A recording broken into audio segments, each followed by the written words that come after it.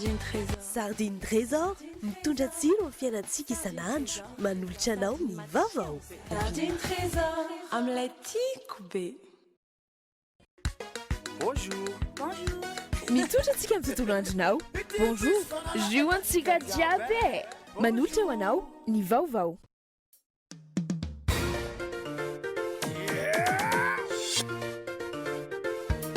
Arahinao ny fampalalam-baovao miaraka amin'ny spaghetti Francia. Spaghetti Francia, safidiko, safidintsika.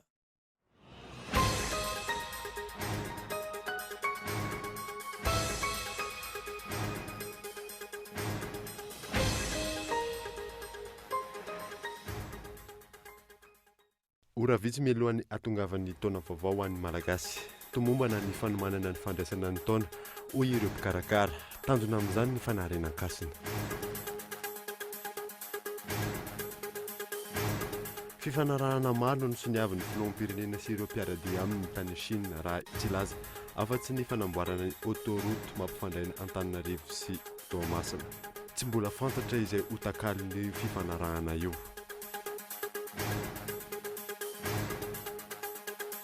Ankoatra ny sehatra tsy miankina, nanamafy ny fanoherana ny fametrahana ny rafitra ACD ihany koa ireo mpiara-mombonantoka ara-teknika sy ara-bola. Ahina hempotra ny famatsim-bola rehetra raha toka tafapetraka eto izay rafitra izay.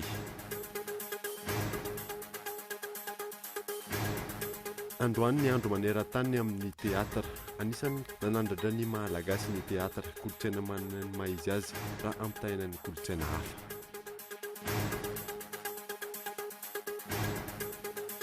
Maresaka iraisam-pirenena dia toy hatrany ny fihetsiketsehana any Guyane amin'izao fiandohan'ny herinandro izao. Mikatona ireo tranombarotra sy sekoly any an-toerana ary miatona sidina ny ireo fiseranam-piaramanidina amin'izao fotoana izao. Ny andindinindreo arahanao afaka fotoana fohy.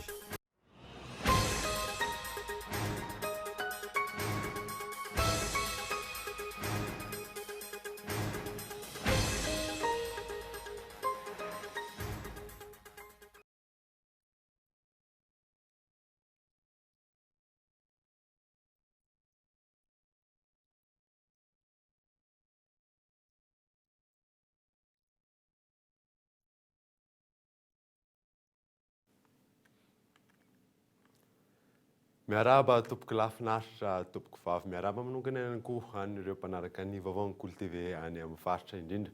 Ireo manaraka izany amin'ny alalan'ny FM Toamasina, DSTV Antsiranana ary TN TV Fianarantsoa. Tratra ny farany ihany koa dia samy tratra ny taom-baovao rapitsy daholo isika rehetra. Nanomboantsika ny vaovao amin'ity alina ity dia fifanarahana maro no tsoniavan'ny filoham-pirenena sy ireo mpiaradia amin'ny tany Chine raha tsy laza afa-tsy ny fanamboarana autoroute izay mampifandray Antananarivo sy Toamasina. Inona ny takalin'ireo fanamboarana izay ataon'ny sinoa ireo, fanadineny Boazy Razanatso.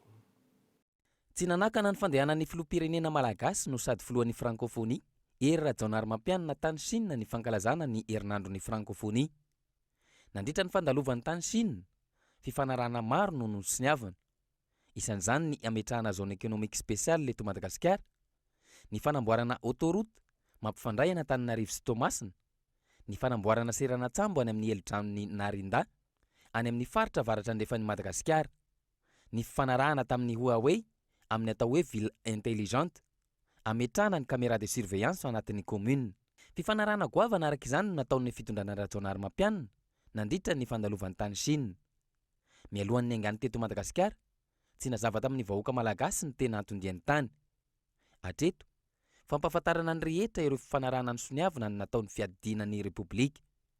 Fa tsy fampahafantarana ny vahoaka malagasy izay nampindramina ireo mpitondra ny fahefany kosa ny tao anatin'ny fifanarahana. Mipetraka ho azy ny fanontaniana manoloana izany. Inona no takalo ny nomenan'ny sinoa amin'izay fifanarahana rehetra no soniavana izay? Ny hijerena manokana ireo mpandraraha sinoa miasa sy mitrandraka eto Madagasikara ve? Ny fanomezana ireo sinoa alalana hitrandraka renan-kibon'ny tany, na misy aza ny tsy fanarahan-dalàna tahaka ny tranga atao Somamanina. Andrasana ny fanazavan'ny filoham-pirenena momba ny dian'ny tany Chine amin'ny fiverenany.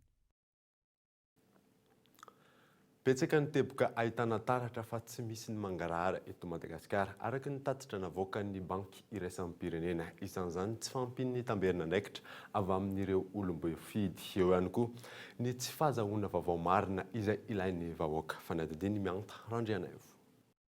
Avy amin'ny tamberina andraikitra ataon'ny tompona andraiki-panjakana no ahafahan'ny tsirairay mandray fepetra mifandrify amin'izany mba hisy ny mangarahara. Raha ny zava-misy eto Madagasikara nefa mbola betsaka ireo olom-boafidy sy olom-boatendry tsy manaty izany. Sakana ny tsy fahazoana vaovao eo anivon'ny fitondram-panjakana. Mahatonga ny malagasy tsy mandray andraikitra sy tsy liana amin'ny raharaham-pirenena ihany koa izany raha ny fanazavana.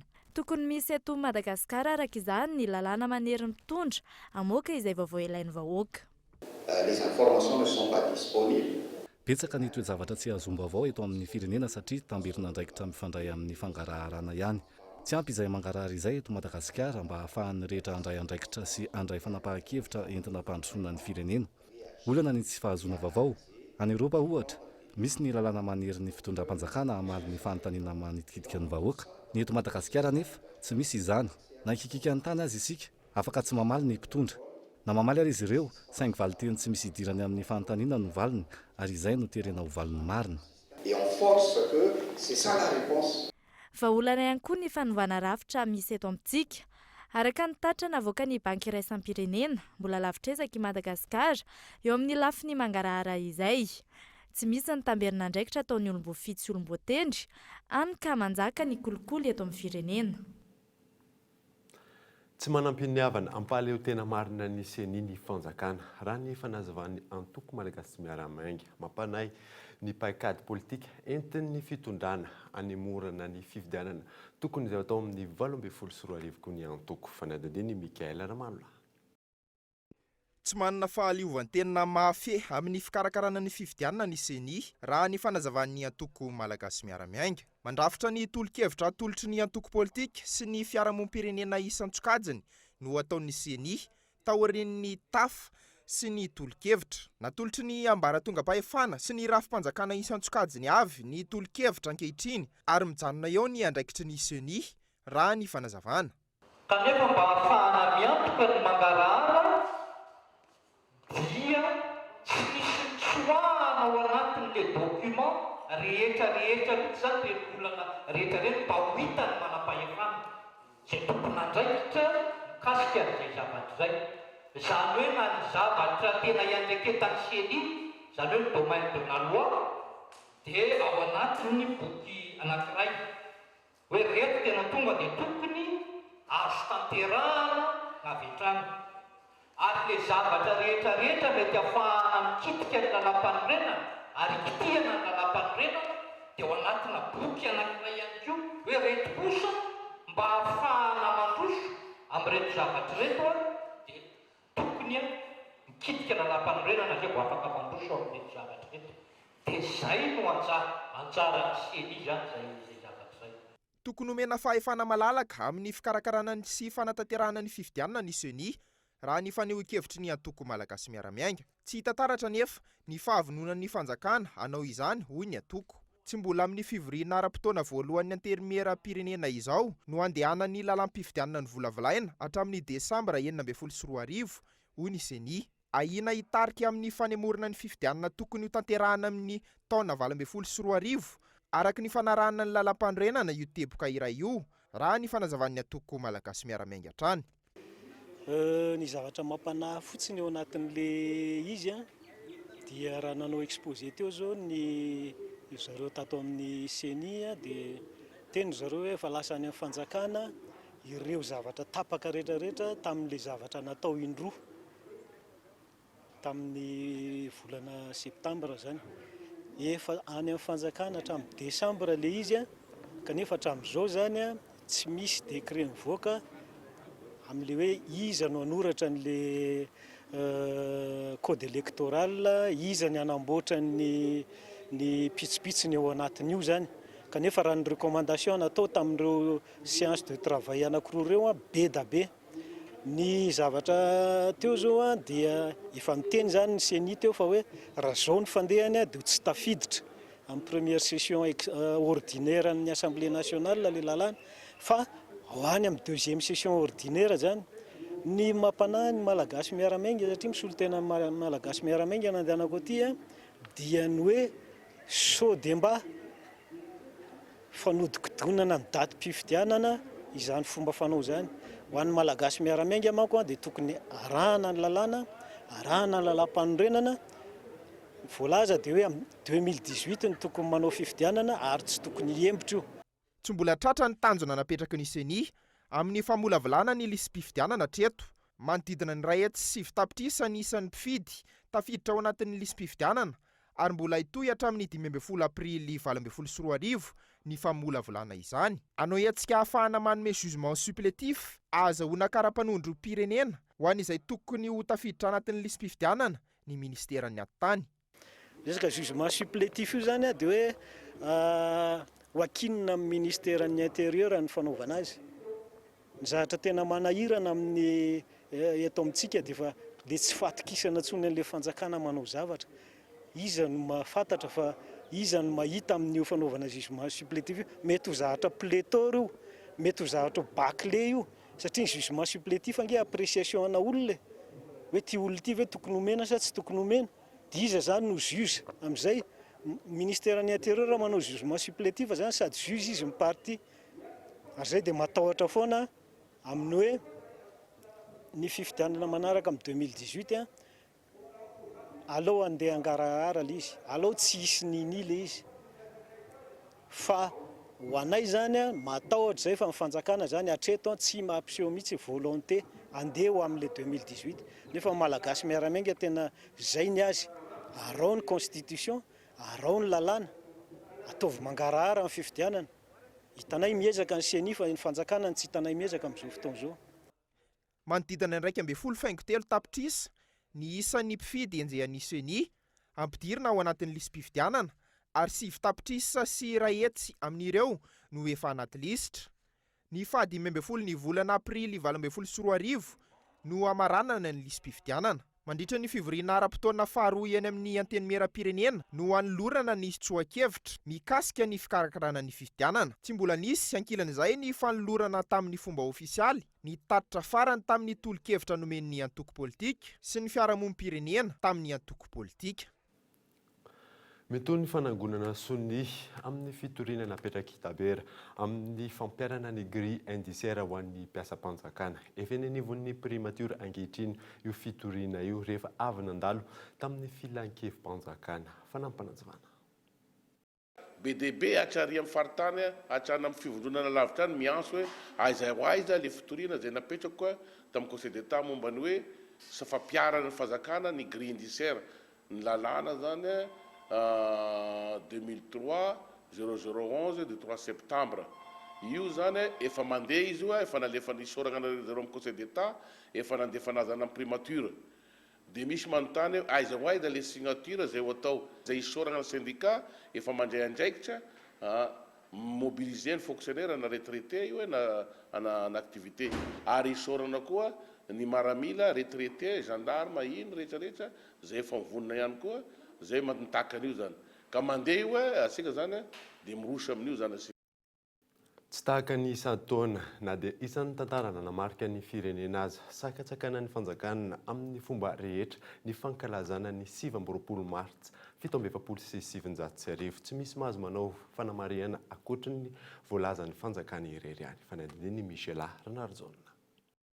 Tantara nanamarika ny fiainam-pirenena ny 7 marsa 1727 saingy raha ny zava-misy eto amin'ny firenena ambany zavatra no isokajiny ny mpitondra izany miasa toy ny isan'andro ny mpiasa rehetra mpianatra mianatra ihany koa fa androany fantatra fa dia ho fehezin'ny fitondrana arak'izay tratra ny fanamariana izany amin'io andro io. Voalohany ny amin'ny toerana izay anaterana an'ireo fehezam-boninkazo misy toerana roa. Ny voalohany eo Ambojatovo, ny faharoa eny amin'ny Mozole. Amin'ireo toerana anankiroa ireo zany dia hisy fandaminana ho ataon'ny mpitandro filaminana mba tsy hisy antokon'olona andeha miara-miroatra tsy misy fandaminana fa mandeha tsirairay. nanamafy izany ihany koa ny avy eo anivo ny prefektura ny polisy izay nilaza fa tsy nisy na iray aza fa azon-dalana nivoaka amin'ny fisiany ny fihetsiketsehany amin'io andro io. voaresaka manokana amin'izany ny antokony Marika Ravalomanana. io zany ny lalàna ho an'ny rehetra fa tsisy hoe atokana ho an'ny ritsy na roa, izay ny lalàna. Raha miala ny magro izy ka tsy manakatsakana ny fifamoivoizana ny filaminam-bahoaka tsy olana. Fa raha kosa mibabahana ny lalana sy ny filaminam-bahoaka tsy maintsy andray fepetra. Hatreto aloha mazava fa ny fitondrana ny rehetra anka ny zava-manatantara eto amin'ny firenena aza sakatsakanany. Mazava ihany koa fa matahotra ny toerany ny fanjakana ka mampiasa ny rehetra hiarovana izany. Ankoatra ny sehatra tsy miankina, manamafy ny fanoherana ny fametrahana ny rafitra ACD ihany koa ireo mpiara-miombona antoka ara-teknika sy ara-bola ahina hempotra ny famatsim-bola rehetra raha toka tafapetraka eto amintsika ihany izay rafitra ACD izay misy laharana arjona trano. Miray feno mpiara-miombona antoka ara-teknika sy ara-bola amin'ny Madagasikara manoloana ny fametrahana ny rafitra ACD. Ao ny masevo Amerikanina, ny masevo Frantsay, Grande-Bretagne, Japon, Allemagne, ny fikambanana iraisam-pirenena, ny vondrona Européenne, ny Agence Française de Développement, ny banky iraisam-pirenena. Nampahafantarin'izy ireo ny ahiahiny ny amin'ny fametrahana ny rafitra ACD Advanced Cargo Declaration eto amintsika, entina namafisana ny fitsirihana ny seranatsambo. Tamin'ny alalan'ny fampitam-baovao no namohan'izy ireo izay ahiahy iraisana amin'ny sehatra tsy miankina izay. Raha ny fantatra, isy fiantraikany amin'ny famatsim-bola rehetra nampanantenaina ho an'ny Madagasikara ny fisisihan'ny mpitondra fanjakana ametraka izay rafitra izay. Ny valeur ajoutée entin'izay rafitra izay no isan'ny mampametra-panontaniana ny PTF, partenaire technique et financier. Hatreto izany, tahaka ny fangatahany sehatra tsy miankina, tsy isy ny fametrahana ny rafitra ACD, saingy tsy manakana kosa ny fanavaozana ireo seranatsambo rehetra misy eto Madagasikara zany. Hatreto aloha, miantona avokoa ny fifampiresahana raha ny angom-baovao nataonay. Ny avy eo anivon'ny APMF, Agence Portuaire Maritime et Fluviale, milaza ihany koa fa tafiditra indrindra ao anatin'ny fifanarahana iraisam-pirenena, SOLAS sy SPS, ny fametrahana izay rafitra ACD izay eto Madagasikara. Raha tsy ivona, ny voalaza dia raha toa ka tafapetraka eto izay rafitra ACD izay, manodidina 520 tapitrisa euro na 220 faingo 10,000 ariary isan-taona ny vola tokony hiditra amin'ny kitapom-bola-panjakana noho ny ACD, raha toa ka manodidina ny 10 tapitrisa euro isan-taona ny vola tokony nalohan'ny mpandraharaha noho io rafitra io. Izany hoe 5,20 euro isaky ny conteneur. Ireo mpiara-miombona antoka amin'ny Madagasikara indray zao no miara-mijoro manohitra ny fametrahana io rafitra io. Ho an'ny mpanara-baovao, misy tombontsoa lehibe ho an'ny mpitondra ny fametrahana io rafitra io, matoa misisika amin'ny fametrahana izany. Na eo ary tsy fankasitrahan'ny sehatra tsy miankina sy ny mpiara-miombona antoka rehetra.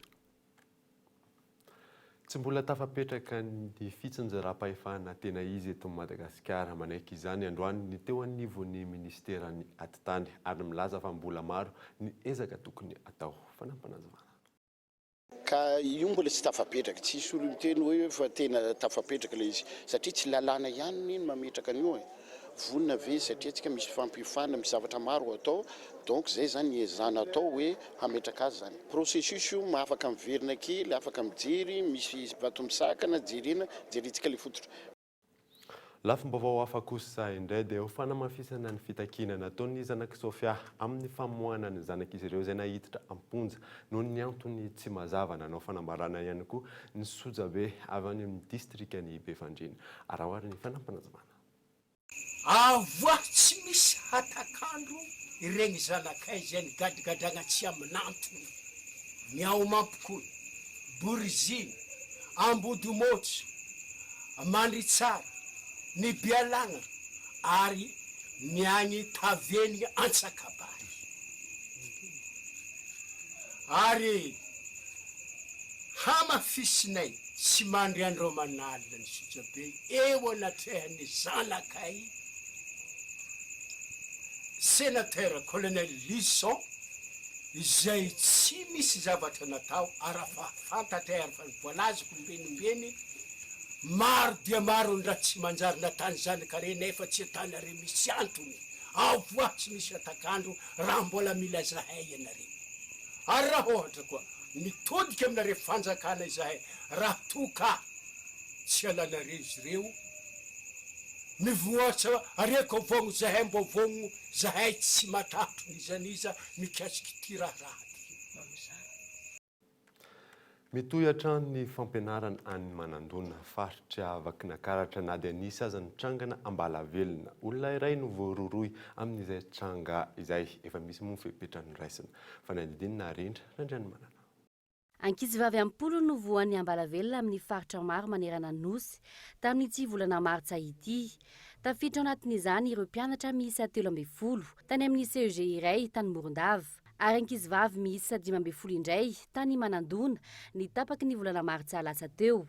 Ho an'ity tranga farany ity efa niroso tamin'ny fandraisana andraikitra sy fiantsonan'ireo tompon'andraikitra eo anivon'ny sekoly, fiangonana sy komuna ny ben'ny tanàna.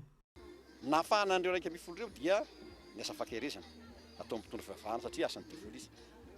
Ka mino izay fa ho sitranareo 10 ambin'ny folo tratra amin'izao fotoana izao tahaka ny nasitrana raika ambin'ny folo ihany. Tsy dia tena azoko presisena fa ataontsika hoe mitelira ilay ankizy izany dia olona enina 5 sienina foana. Fampianarana ka tsisy fampianarana tapaka mihitsy hatramin'izao ka toy mihitsy ny fampianarana. Tsisy fampianarana tapaka io ary tena tsoko hoe tsy sesy okatina mihitsy satria mahaparelo zana bahoaka. Ankizivavy manodidina ny 15 taona ireo voan'ny Ambalavelona ireo raha ny fanazavana nandray fepetra mahalona ny fisian'ny trangana Ambalavelona 15 farany teo ny tompon'andraikitra. Tao anatin'ny fanadihadiana no nahafantarana fa nisy olona iray voatondro tompon'antoka tamin'izany. Tafatsoaka nefa ity farany ary mikaroka azy fatratra ireo tompon'andraikitra raha ny fanazavana trany. Izao indray zany nirongatra izy tatoato apatirany 16 marsa vao informé hoe nirongatra indray ilay izy. Raha informé kely talohan'izay zany dia efa naka fepetra mety hoe nisy ihany koa fa efa voalaza tao mety ny adjoint-ko naka azy fa kosa mila stratégie satria nisy olona voatonona tao. Nisy olona voatonona ho nanao an'ilay asa ratsy. Dia izay zany manao an'izay tsy tonga dia ampabaribary amin'ny any manjery ilay izy fa tokony nataonay moramora ilay izy. Or nefa nisy nanaparitaka ilay izy dia tafa lasa nitsoka ilay olona. Na izany na izany aloha izay tsy maintsy manohy foana fizahana ny olona nanao an'io eloka io. Miahany mponina ny Manandona no ity fiverenan'ny trangana Ambalavelona ity any toerana. Mitohy ny fampianarana treto ary manohy ny fiainana andavanandro izy ireo ankehitriny. Tsikaritra fa manamafy ny finoany ny mponina ny Manandona amin'izany aretina hafahafa izany. Itsakilany manohy ny fikarohana amin'ilay voalaza ho tompon'antoka ny komuna ny Manandona ankehitriny. Trano efatra kosa no may tao amin'ny tanànan'ny Marozaza Antsimo Ikalamavony Antony atezeran'ny fokon'olona vokatry ny asandalony seho tany antoerana no nandorony izy ireo ny trano fanadadiana. Trano efatra no fantatra fa may tao amin'ny tanànan'ny Marozaza Antsimo Ikalamavony vokatry ny fandoroana nataon'ireo fokon'olona. Ny fatezeran'izy ireo no ny asandahalo ka naverezana omby maro no voalaza fa antony izany. Ity tanànan'ny Morazaza ity izay voalaza fa feren'ireo dahalo. Ny 17 martsa lasa teo nisy fidinana tany antoerana nataon'ireo mpitandro filaminana. Ireo mpitandro filaminana avy ao amin'ny FIP nampin'ireo amin'ny DAS no nandray an-tanana ny raharaha tamin'izany. Ny 18 martsa maraina nanomboka ny fampitifirana sy ny fifanenjehana izay naharitra teo amin'ny adiny ray sasany teo eo teo amin'ny mpitandro filaminana sy ireo dahalo ka olona iray ny tratra saika novonoan'ireo fokon'olona. Nandritra izay fifanenjehana izay ny voalaza fa nandoran'ireo fokon'olona ny tanàna. Rabialaza en Rostan talen'ny kabinetra ny ministeran'ny filaminana anatiny no mitondra ny fanampanazavana. Nandritra ny adiny ray sasany ka hatramin'ny adiny roa teo koa ny fifanenjehana. Izany hoe niala avy ao amin'ilay toerana atao hoe Marozaza ny fanenjehana tany tendrombohitra sy tanaty ala tany dia rehefa tratra ilay olona niverina amin'izay zany namonjy an'ilay tanàna ka rehefa tonga teo amin'ilay tanàna no nahitana hoe may misy trano anankiefatra may. Mipetraka zany fanontaniana fa iza ny nandoro samy fanontany teo satria fantatra tamin'izay fotoana izay fa nisy avy ao amin'ny commune ihany koa niaraka tamin'izareo ny rahalan'ilay maire koa teo dia samy nanadiady hoe fa iza nandoro dia niteny moa ny fokon'olona doranay satria izao ny antony efa leo ny fokon'olona hono tamin'izany alatrombo tany efa nisy efa tamin'ny 2016 efa 500 tête zany mbola tsy azo hatramin'izao. Raha ny fanazavana azo hatrany olona misa efatra no nentin'ireo mpitandro filaminana nanaovana ny fanadihadiana ka vavolombelona ny iray amin'ireo. Ny volana Desambra 2024 nisy nitrangana asan-dahalo tao amin'io tanàna io ka naverezana omby 500 mahery. Tamin'io fotoana io no nanomboka ny fahatezerana ireo vokon'olona. Niveriny amin'ny laon'ny kosa ny tany eo anoloan'ny fitsarana ambaratonga voalohany ao Iosy. Niroso tamin'ny fandravana ny fefy sy ny fanotorana ny taniny zareo teo amin'ny fitsarana ny ziriziry hatramin'ny farany moa tao amin'ny fitsarana tamin'ity raharaha ity. Ho vita ho azy ve ity raharaha ity tsy misy ny fanadihadiana isokatra anasaziana ireo tompon'andraikitra tamin'ny fanorenana tsy ara-dalàna ve andrasany moa no ataon'ny fitondrana manoloana izay. Anaraka dokavarotra isika alohany ijerentsika momba ny fikarakarana ny taom-baovao malagasy, ny tontolon'ny teatara, ny vaovao ara-panatanjahantena ary ny maresaka iraisam-pirenena.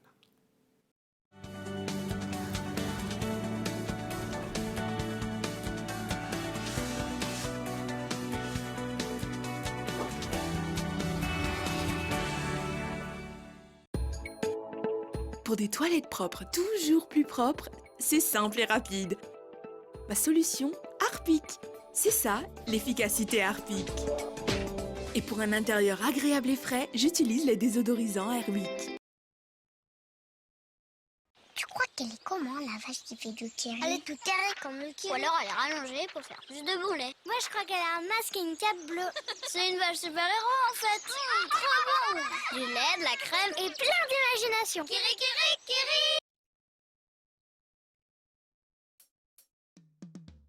Lala spaghetti Francia Guavambe mandraisa anjara manomboka izao ka hatramin'ny 12 aprily 7 faloka marobe no zarainy toy ny séjour anosy be ho an'olon-droa, scooter, télé-écran plat 42 pouces sy loka maro isan-karazany. Ka manangona logo spaghetti Francia miisa 5 miaraka amin'ny code barre izay hitanao andamosiny fonosana. Asiana anarana sy fanampina anarana, adresy mazava, numéro téléphone sy karapanondro, atova anaty valopy ary alefaso amin'ny adresy Sofia Distribution Tanjombato, boîte postale 3975 Tana 101. Ny fisarena dia atao eo amin'ny le parvis de l'hôtel de ville Analakely, roa amby 20 aprily 7 amin'ny 12 ratoany. Tombola spaghetti Francia. Safidiko, safidintsika.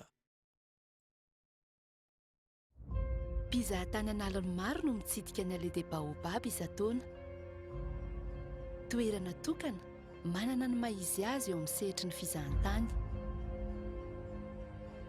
Maro ireo ezaka ataon'ny tompon'andraikitra hanomezan-danja sy hitandrovana io toerana io. Manano sarotra nefa ny fiatrehan'izany noho ny hamaroan'ireo olona mivezivezy eo an-toerana izay miteraka loto isan-karazany. Isan'ny foto-drafitr'asa tena ilaina ny kabine na toeram-pivoahana ampiasain'ireo mpitsidika sy ireo olona miasa ary mipetraka eo an-toerana. Mila ny fandraisana andraikitry ny tsirairay ny fitandrona ny fahadiovana.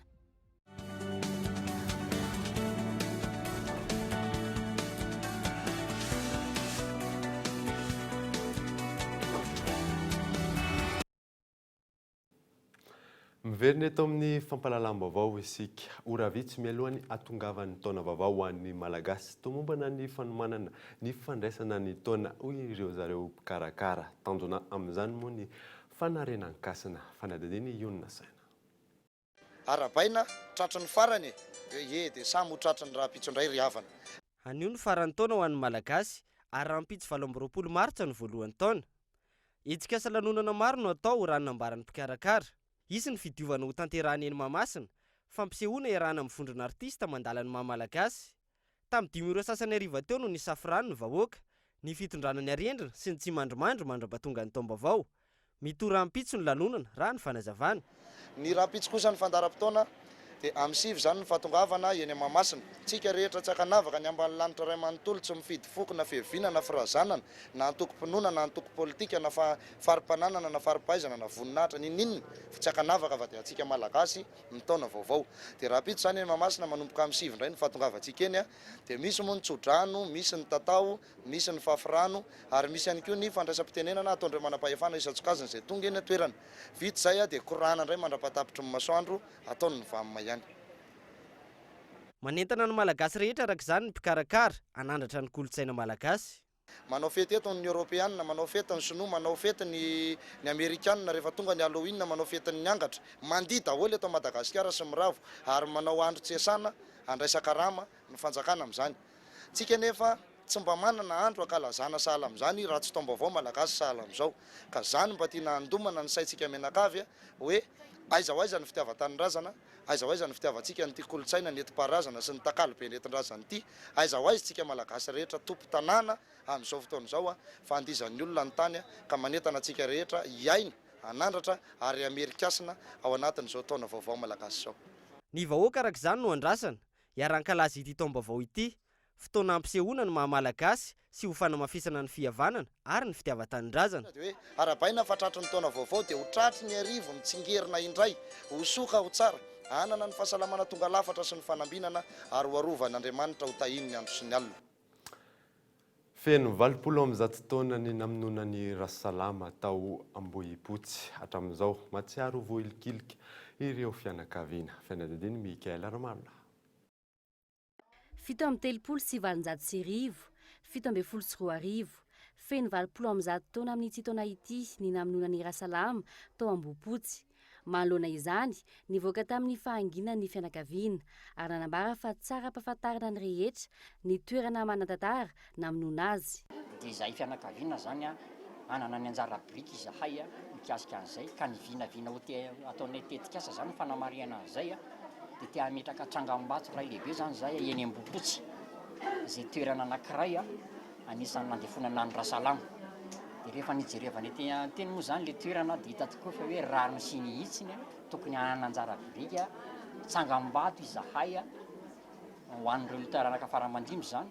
Dia le toerana moa efa hitanay le toerana hoe tena mendrika zany tokoa io toerana io satria anisan'ny toerana manan-tantara, anisan'ny namonona ny Rasasalama martyr.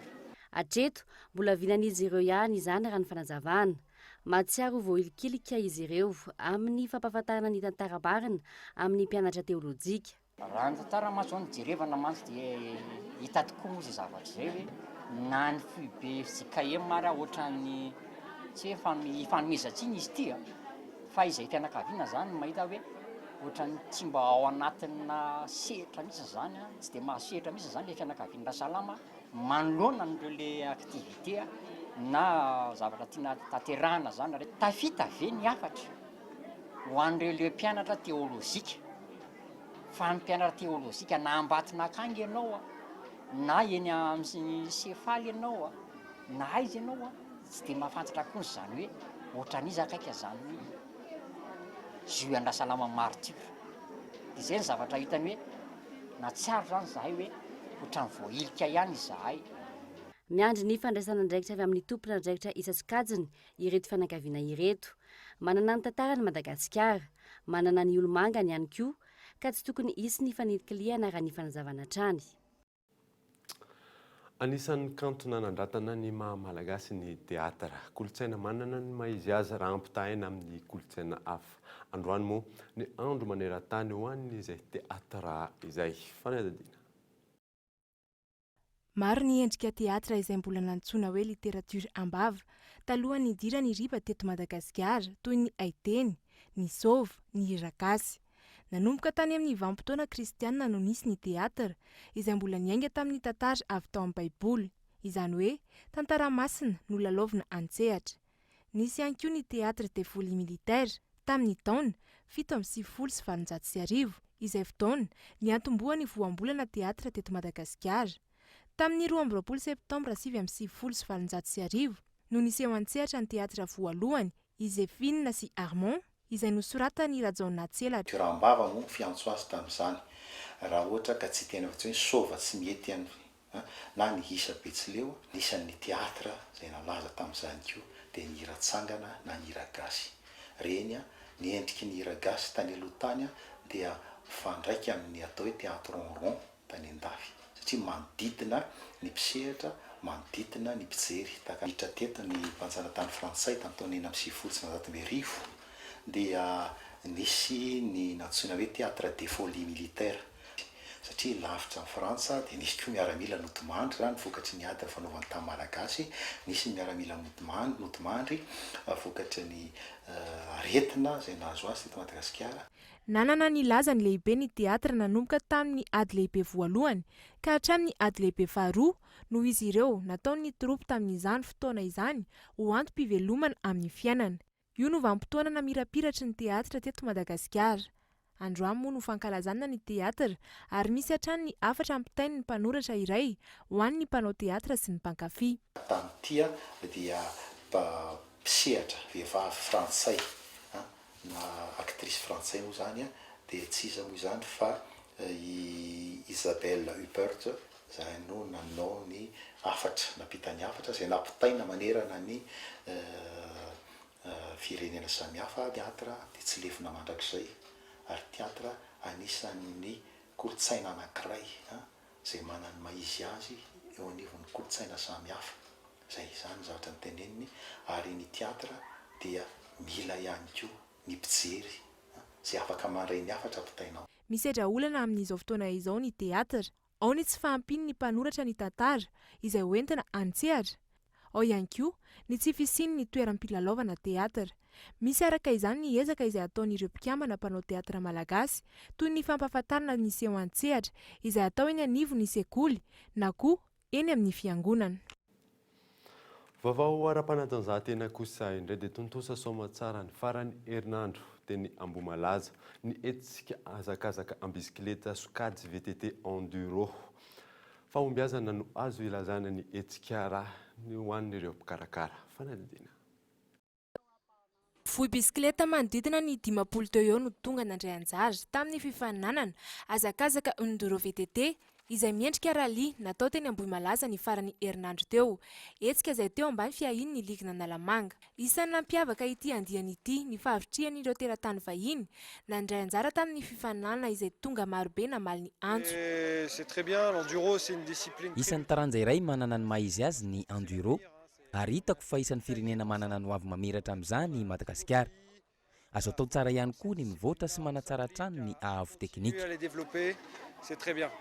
Mafy ny fifaninanana ho an'ireo mpandray anjara saingy azo lazaina ho tombony ho azy ireo ny fiatrehana ny hetsika goavana tahaka izao. En général zany les spécial rehetra le ES2 fotsiny nisy problème mécanique sa niala ny pneu avant dia tsatoka be fa après ES3 sy 4 géreko fotsiny. Tome 4 ny tena géré fa tome 3 namelikely. Le mandeha am'le aram-bato sy le mipata bisikileta zany amara. Fahombiazana ho an'ny teo anivony mpikarakara ny hetsika ary tratra ihany koa ny tanjona ho azy ireo dia ny ampiakarana ny avo teknika n'ireo mpivohy bisikileta eto Madagasikara izay efa miha mahazo vahana tanteraka amin'izao fotoana izao. Ny fanolorana ny amboara ho an'ireo mpivohy mendrika no nentina namaranana ny fotoana omaly ka ilay teratany vahiny Stéphane Lacasse no nandrombaka ny anaram-boninahitra ho amin'ny ity andiany ity rehefa navita ny fehim-potoana 2:20 minitra no 7:20 sekondra. Narahiny Andrianjaka Joary Arivelo manana ny fehim-potoana 2:20 minitra no 3:20 sekondra ary tanjona fanomezan-tsoa no eo amin'ny laharana fahatelo nanana ny fehim-potoana 3:20 minitra no 20 sekondra. Tontolo ny fanatanjahantena izay hatrany dia ny ekipan'ny ASCB Boeny no nandrombaka ny amboaran'ny play-off tany Fianaratsoa amin'ny fiadinany amboaran'ny loha taranja basketball rehefa nandavy ny TMBB avy eto Analamanga. Fanadidina. Ny ASCB Boeny no nandrombaka ny amboaran'ny play-off 17:20 rehefa nandavy ny TMBB avy eto Analamanga tamin'ny isa 4:0 no 3:70 teo amin'ny lalao famaranana izay natao tao amin'ny kianja mitafina Ambatomena Fianaratsoa. Samy tafita teo amin'ny dingany manasadalana avokoa ireo ekipa telo solitenana ny Analamanga dia ny Mbitoal tompondaka ny faritra Vony izay lavy ny ASCB tamin'ny isa 7:70 no 4:70. Ny Kosfa laharana fahaenina teo amin'ny N1 farany teo izay resy ny TMBB tamin'ny isa 2:70 no 70. Araka ny efa fantatra nefa dia samy tafita hiatrika ny top 8 ho atao eny amin'ny lampany fanatanjahantena ny Mahamasina avokoa ireo ekipa efatra nanao ny dingany manasadalana. Ny iray hatramin'ny 7 aprily izao no anatanterahina io dingany io ka hanampy azy ireo amin'izany ireo ekipa efatra voalohany tamin'ny fiadinany tompondaka ny taona 2024 teo amin'ny sokajy N1A ahitana ny ekipa ny GMPC Vakinakaratra, COSPN Analamanga Askutatsinanana ary ny ekipa ny SBPC avy any Iboeny. Amin'ny fahavalo ny volana aprily izao kosa no anatanterahina ny lalao famaranana goavana. Eo amin'izany fiadiana ny amboarany filoha taranja basketball izany.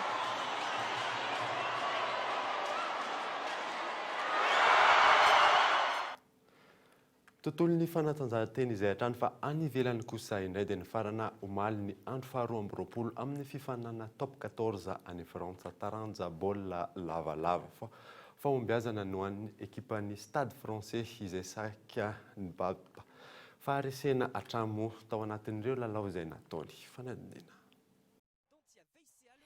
Velom-panantenana indray ny ekipan'ny Stade Français sy ny ekipan'ny CA Brive Corrèze izay samy nandava ireo mpifanandrina taminy teo amin'ny andro faharoa amby roapolo ny fifaninanana. Top 14 na ny fiadiana ny amboarany Frantsa eo amin'ny taranja baolina lavalava. Lavo ny Stade Français tamin'ny isa 17 no 1.8 ny rugby club toulonnais raha toka 7 no 5 no isan'ny sarahana teo amin'ny Brive izay nivoaka mpandresina ny loana ny Montpellier. Timo Sinankusa termine le travail et s'est accordé après arbitrage vidéo. Na dia teo aza nefa tsy fahombiazana ho an'ny Montpellier Hérol Rugby dia mbola azo lazaina ho tsara toerana ihany izy ireo izay mipetraka eo amin'ny laharana fahatelo manana isa 4-50 raha toa kosa ka any amin'ny faritra mena no misy ny Stade Français manana isa 4-70 sy ny Stade Toulousain manana isa 7-70. Eo amin'ny laharana fahasivy kosa no misy ny CA Brive Corrèze manana isa 8-70. Mbola mitaka eo amin'ny laharana voalohany hatreto ny ekipa ny Stade Rochelet manana isa ambony dia ambony 5-70.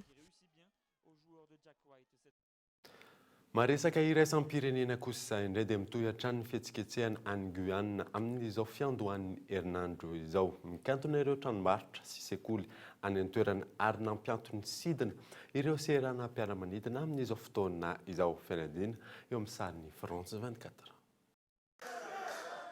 Tsy nanaiky ny fahatongavan'ireo délégation tonga tany Guyane ny farany herinandro teo, ireo sanjika mitaky ny zony ankehitriny.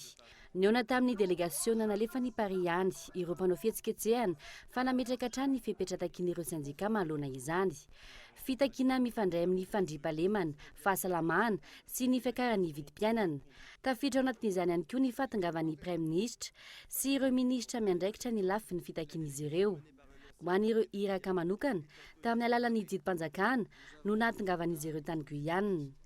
Sandika miisa 7-30 no mivondrona ao anatin'ny fikambanana 500 frères izay niforona roa volana lasa izay.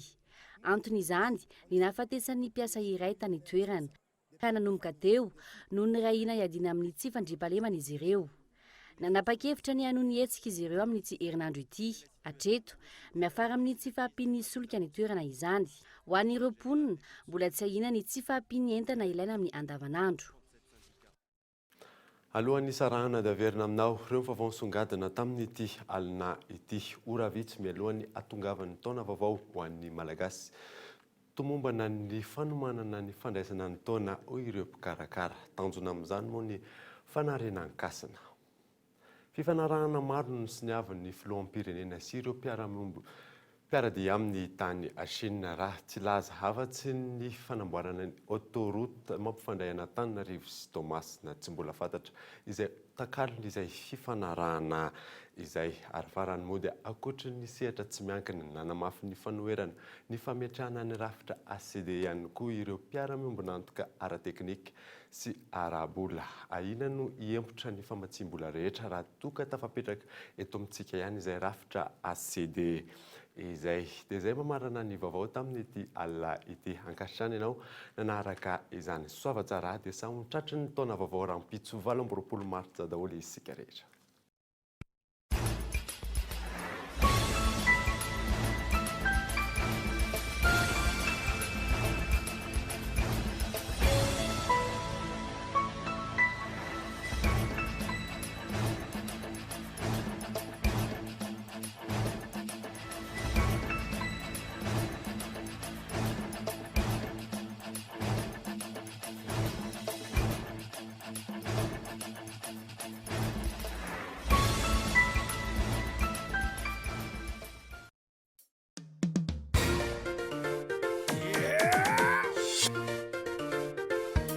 Fampalalam-bavao narahinao teo miaraka amin'ny Spaghetti Francia. Spaghetti Francia, safidiko safidintsika. Bonjour. Bonjour. Narainao teo ny vaovao niaraka tamin'ny bonjour zioantsika jiaby e. Sardine Trésor. Sardine Trésor. Ny fampalalam-baovao miarahanao tamin'ny Sardine Trésor. Sardine Trésor. Amin'ilay tiako be.